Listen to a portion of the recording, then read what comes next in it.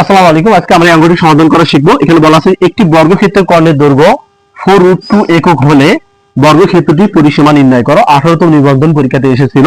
এছাড়া অসংখ্য চাকরি পরীক্ষাতে এরকম অঙ্ক এসে থাকে। তো এটা আমরা যেভাবে সমাধান করব, আমরা আগে বোঝার চেষ্টা করব বর্গক্ষেত্রটা কি। বর্গক্ষেত্র হচ্ছে চারদিকে সমান, ঠিক আছে। তাহলে এখানে যেহেতু বর্গক্ষেত্রের কর্ণের দৈর্ঘ্য, আমরা কর্ণটাকে এটা বলতে পারি, কর্ণের দৈর্ঘ্য হচ্ছে √2a। বর্গক্ষেত্রের কর্ণের দৈর্ঘ্য সূত্র হচ্ছে √2a, আর এখানে বর্গক্ষেত্রের কর্ণের দৈর্ঘ্য 4√2a একক দেওয়া আছে। তো আমরা যদি একটা বাহুর দৈর্ঘ্য বের করতে পারি, তাহলে আমরা পরিসীমা নির্ণয় করতে পারবো। তাহলে এখানে আমরা লিখতে পারি, তাহলে অর্থাৎ √2a সমান সমান এখানে কর্ণের দৈর্ঘ্য আছে 4√2। তো এখন আমরা a সমান সমান 4√2 ভাগ, আমরা √2 দিলাম, যে √2 ক্যান্সেল করি, তাহলে a সমান সমান আমরা কত পাইলাম 4। অর্থাৎ বর্গক্ষেত্রের প্রত্যেকটা বাহুর দৈর্ঘ্য হচ্ছে কত, 4 মিটার। এটা 4 মিটার, এটা 4 মিটার, এটা 4 মিটার আমরা বের করলাম। যেহেতু আমি পরিসীমা নির্ণয় করতে বলছি, আমরা জানি পরিসীমার সূত্র হচ্ছে 4a।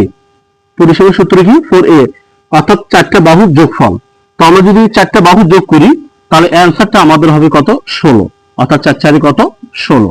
তো আশা করি আপনারা বুঝতে পারছেন। যদি ভিডিওটি ভালো লাগে অবশ্যই শেয়ার করে সকলের মাঝে পৌঁছে দেবেন।